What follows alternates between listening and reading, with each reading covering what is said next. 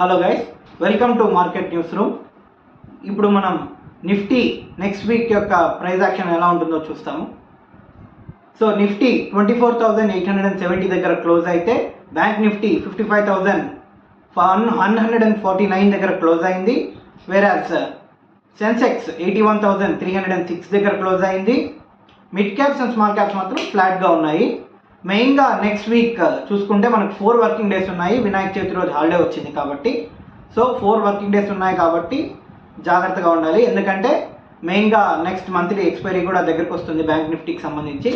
So నిఫ్టీకి సంబంధించి 24,870 దగ్గర ఉంది కాబట్టి ఇక్కడ నుంచి మనం ఇప్పుడు చూసుకుంటే గిఫ్ట్ నిఫ్టీ 120 పాయింట్స్ గ్యాప్ అప్ని సూచిస్తుంది. కాబట్టి మేబీ 25,000 దగ్గరలో ఓపెన్ అయ్యే ఛాన్స్ ఉంటుంది. ఈ గ్యాప్ అప్ ఎందుకు వచ్చింది అంటే యుఎస్లో ఫెడ్ రేట్ కట్ అనేది ఎక్స్పెక్ట్ చేస్తున్నారు. జెరోమ్ పవల్ గారు మొన్న ఆల్మోస్ట్ కన్ఫామ్గా చెప్పారు. 0.25 అంటే 25 బేసిస్ పాయింట్స్ కన్ఫామ్గా రేట్ కట్ ఉంటుందని చెప్పారు. వేరే నెక్స్ట్ వీక్లో చూసుకున్నట్టయితే 27th ఈ డేట్ని స్పెసిఫిక్గా గుర్తుపెట్టుకోండి. ఎందుకంటే టారిఫ్స్ అనేవి ఈ 50% మన ఇండియా మీద టారిఫ్స్ అనేది 50% ట్రంప్ గారు అనౌన్స్ చేశారు. సో 50% టారిఫ్స్ అనేది సో 27th ఓవర్ నైట్ నుంచి అమల్లోకి వస్తుంది అన్నట్టు ఇప్పటి వరకు ఉన్నాయి. దాన్ని ఇప్పటి వరకు ఇంకా దాన్ని 50% కంటిన్యూ చేస్తారా లేకపోతే 25% దగ్గరే ఉంచుతారా అనేది ఇంకా కన్ఫర్మేషన్ అనేది ఇవ్వలేదు. So expect better to be 50%.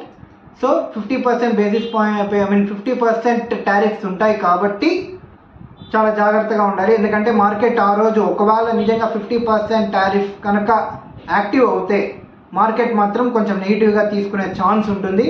Or else నెగిటివ్గా ఆల్రెడీ మార్కెట్ తీసేసుకునిందా అనేది కూడా మార్కెట్ని చూసి అంచనా వేయాలి. ఆ రోజే చూడాలి 27th. సో 4 డేస్ మాత్రమే ఉంటాయి కాబట్టి వీక్లో చాలా జాగ్రత్తగా ఉండాలి ట్రేడర్స్ అనేవాళ్ళు. సో ఓవర్ నైట్ పొజిషన్స్ ఎవరైతే ఫ్రైడే రోజు బిల్డప్ చేశారో వాళ్ళు కొంచెం జాగ్రత్తగా ఉండాలి. ఎందుకంటే 120 పాయింట్స్ ఇప్పుడు గిఫ్ట్ నిఫ్టీ అప్ చూపిస్తుంది కాబట్టి అది ఎక్కడ ఓపెన్ అయిన తర్వాత ఖచ్చితంగా 25,000 లెవెల్ని హోల్డ్ చేస్తుందా లేకపోతే 25,000 నుంచి కిందికైనా వెళ్ళొచ్చు. లేదా షార్ట్ కవరింగ్ ర్యాలీ ఒకవేళ ట్రిగర్ అవుతే 25,000 దాటి 25,200 వరకు కూడా వెళ్ళొచ్చు. మెయిన్గా ఇక్కడ చెప్పుకోవాల్సింది ఏంటంటే ఎఫ్ఐఐ నెట్ షార్ట్స్ ఇప్పటికీ 90% దగ్గరగా మెయింటైన్ చేస్తున్నారు. షార్ట్ కవరింగ్ ర్యాలీ ఎప్పుడైతే స్టార్ట్ అవుతుందో మార్కెట్ మ్యాక్సిమం 25,200 రేంజ్కి కూడా వెళ్ళే అవకాశం ఉంటుంది. అక్కడ 25,200 రేంజ్కి వెళ్ళిన తర్వాత అక్కడ మాత్రం బయింగ్ అనేది కొంచెం స్టాప్ అయ్యి సెల్లింగ్ పికప్ అయ్యే అవకాశం ఉంటుంది.